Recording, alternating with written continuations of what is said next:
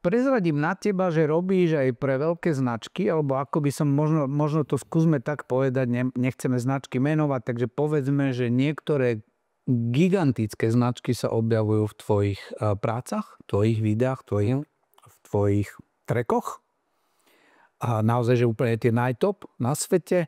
A robíš napríklad pre Majsterštyk, čo je tiež otázka, že ako si sa k tomu dostal. Ale vlastne k tomuto úspechu, ako si vôbec nájdeš čas na to, aby si pomáhal Terapkam.sk? Čo je za tým? Čo je za tým? No, ako si na začiatku povedal, tak sme dlhoroční priatelia a Terapky.sk sú pre mňa niečo, čo mi je srdcu blízke.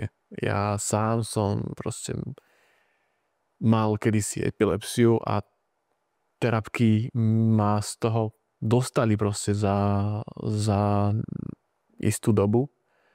Prešiel som operáciou, prešiel som si klinickou smrťou a tak ďalej a tak ďalej. Takže to je to, že čo ma ako keby vedie k tomu, že aj ja mám čo vrácať ešte. Čiže je to vlastne otázka srdca. Tak. Krásne, ďakujeme veľmi pekne.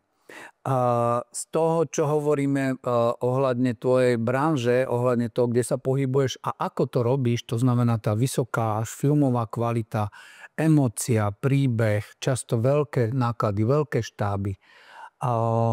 Ale aby som bol úplne presný, za celkom slušné peniaze, že to nie sú nejaké prehnané sumy, že vie si to aj slovenský podnikateľ dovoliť celkom kľudne. A vlastne nemáš konkurenciu. Na Slovensku podľa mňa, ja som amatér, ja si myslím, že na Slovensku konkurenciu nemáš. Je to aj viac ako na Slovensku? Myslím si, že áno, že siaha to aj ďalej. A to z jedného takého nejakého pre mňa, že prostého dôvodu. Reklamné agentúry si chcú robiť reklamu a nechcú natáčať. Hej, to dajú spraviť produkčnej agentúre. Produkčnej agentúre sa nechce robiť zase reklamu a nechce sa riešiť nejaký marketing, dajú to spraviť marketingovej agentúre. Nastavovanie proste tých reklám, či je to Meta, Google a tak ďalej, dajú spraviť proste marketingovke. A tým pádom už sú tam 3 vrstvy alebo 3 nejaké cesty, ktoré musí ten podnikateľ alebo tá spoločnosť obsiahnuť a platiť.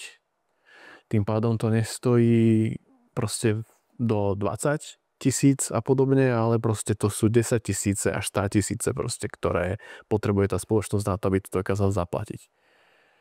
U nás to je všetko pod jednou strechou. To znamená, že my aj to vymýšľame, aj tvoríme, a produkujeme, zháňame si proste na to ľudí, pracujeme s hercami, nehercami, máme na to proste svojich ľudí.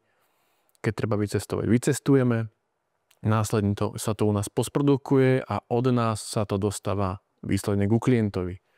Takže všetko to má vlastne ten klient u nás na jednom telefónnom čísle. Výborne.